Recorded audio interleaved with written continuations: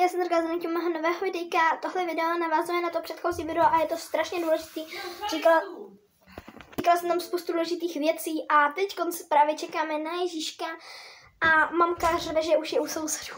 Takže jsme na to natěšení, jestli tam nějaký dárek budeme mít. A teď už se pojďme na to podívat. Tady už je se mnou brácha, který už se strašně těší a chová se jak blb, ale tak co? Už je vedle ušimku.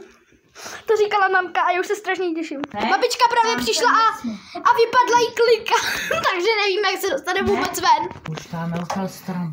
Babička s dědou a s Honzou, teda s dědou, co to jméno, babička s mým bráchou Honzou a se mnou už vyhlíží Ježíška. Když nebyl, tak ho musíme vidět, dělej.